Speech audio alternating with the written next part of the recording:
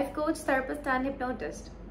बहुत ज़रूरी है कि खूबसूरत ज़िंदगी गुजारने के लिए हम अपने आसपास के लोगों को इंटरेस्टिंग लगें, ताकि वो अपनी दिलचस्पी हमारे अंदर लें, हमारे साथ अच्छा रिलेशनशिप बनाने के लिए हाथ बढ़ाएं, खूबसूरत रिश्ते बने ज़िंदगी में, ताकि हम जहनी तौर पे भी खुश रहें। और ज़िंदगी में बहुत सारे ज़ावियों में मदद भी हो जाती है जब हमारे पास हमारे आसपास मुखलिस रिश्ते हों। जैसे मौला अली का कौल है कि अमीर इंसान वो है जिसके दोस्त उसके साथ मुखलिस हों।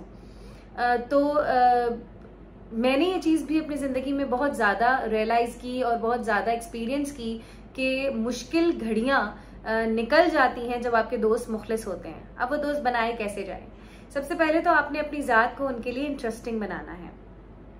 मैंने कुछ पॉइंटर्स अपने सामने लिख के रखे हैं जो मैं आपके साथ शेयर कर रही हूँ कि अगर आप चाहते हैं कि आपके दोस्त आपके साथ मुखलिस हों या लोग आपके साथ आपके अंदर इंटरेस्ट लें, तो आपने आज से काम करना है अपने आप को लोगों के लिए इंटरेस्टिंग बनाने के लिए।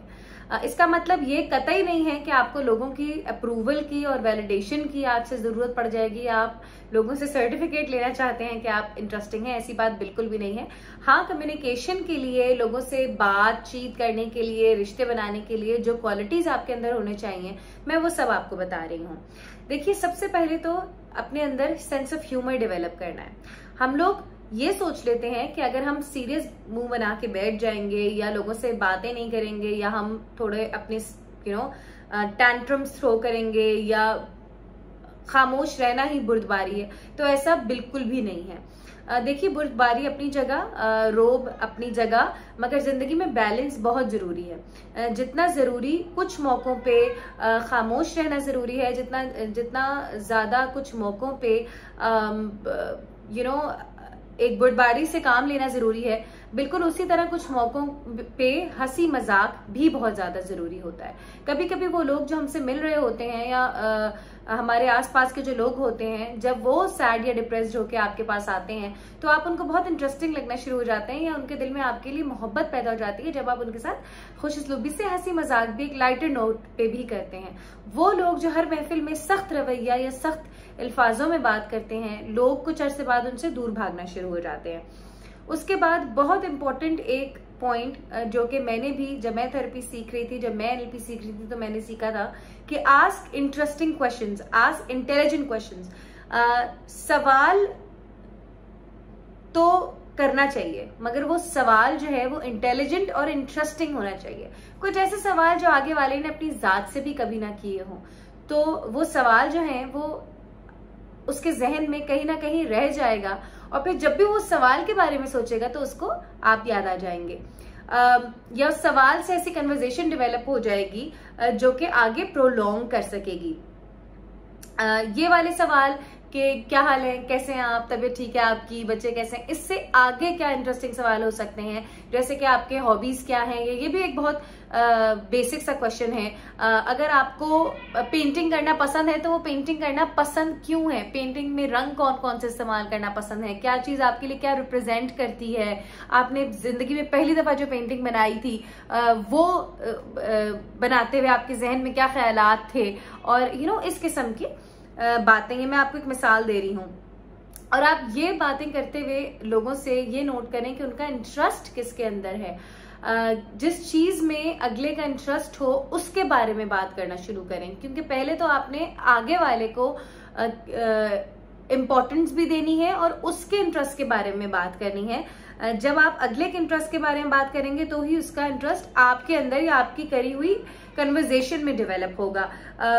एक और बहुत इंपॉर्टेंट पॉइंट कि अगले की टोन पे बात कीजिए। जो टोन, जो पिच आगे वाला आपके साथ यूज कर रहा है, आप अपनी कन्वर्सेशन स्टार्ट उसी टोन और उसी पिच पे करें। होते होते होते उसको अपनी टोन और अपनी पिच पे ले आइए। बहुत इंपॉर्टेंट एक और पॉइंट है कि जब हम लोगों से मिलते हैं तो फोन का इस्तेमाल या कोई भी हम एक चीज में बिजी लगना शुरू हो जाते हैं या बिजी लगने की कोशिश करते हैं और हमें लगता है कि हम बहुत कूल लग रहे हैं। ये बात बहुत गलत है। इससे अगले को ये इम्पैक्ट जाता है कि आप उससे बात करने में इंटरेस्टेड नहीं हैं और इस तरह रिलेशनशिप्स बन नहीं सकते। जब आप किसी से बात करें तो उसको पूरा नोटिस करें, उसकी बॉडी लैंग्वेज को नोटिस करें, उसके इंटरेस्ट को नोटिस करें, उसके इंटरेस्ट के बारे में बातें करें। अपना ध्यान किसी तीसरी जगह पे ना लगाएं, कन्वर्सेशन को प्रोलॉन्ग करने की कोशिश करें मगर इंटरेस्टिंग चीजों से। एक ही वर्ड को, एक ही टॉपिक को ज्यादा लंबा प्रोलॉन्ग ना करें, रिपीट ना करें। कि तकिया कलाम होता है लोगों का, एक ही वर्ड रिपीट करते रहते हैं, इससे भी लोग पुट ऑफ हो जाते हैं, टर्न ऑफ होता है लोगों का। कॉमन कनेक्शंस ढूंढें ऐसे लोगों को जिनको आप दोनों जानते हो, उनकी पर्सनालिटी ट्रेट्स के बारे में आप बात कर सकते हैं, उनसे रिलेटेड किसी वाकयात के बारे में आप बात कर सकते हैं। और सबसे इम्पोर्टेंट पॉइंट ये है कि अपने प्रॉब्लम्स के बारे में आप लोगों से मुसलसल डिस्कशन ना करें। देखिए, मैंने जिंदगी में यही सीखा है कि लोगों को वही लोग इंटरेस्टिंग लगते हैं जो कि उनको एक इंटरेस्टिंग एक इंटरेस्टिंग कन्वर्सेशन दे रहे होते हैं, उनका माइंड फ्रेश कर रहे होते हैं। लोगों को नहीं पसंद आता कि वो अपनी प्रॉब्लम्स को भी लेके जब नए रिश्ते बनाने के लिए निकलें तो वो आगे से उनकी भी प्रॉब्लम्स सुनने के लिए बैठ जाए। तो आई थिंक प्रॉब्लम्स सुनाने के लिए सबसे बेहतरीन हल जो होता है वो ये होता है कि आप अपने थेरेपिस्ट के पास जाएं, अपने लाइफ कोच के पास जाके आप सेशंस ले सकते हैं। मगर लोगों से खुशियों की बातें करें, क्योंकि खुशियां जितनी बांटोगे वो और मल्टीप्लाई होती रहेंगी और आपकी जिंदगी में मजीद खुशियां भरती चली आएंगी। Thank you so much for watching the video, I hope it helps. अगर आप अपने थेरेपी सेशंस बुक करना चाहते हैं तो नीचे दिए गए नंबर पे आप कॉल कर सकते हैं, व्हाट्सएप मैसेज कर सकते हैं, सॉरी कॉलिंग अवेलेबल नहीं होती इस नंबर पे, और आपको बेहतरीन तरीके से अटेंड किया जाएगा व्हाट्सएप पे। अगर आपके पास कोई और आइडियाज हैं जिसके बारे में आप चाहते हैं कि मैं आपसे बात करूं तो मुझे नीचे कमेंट सेक्शन में कमेंट्स देके बताइए। Thank you so much, good bye.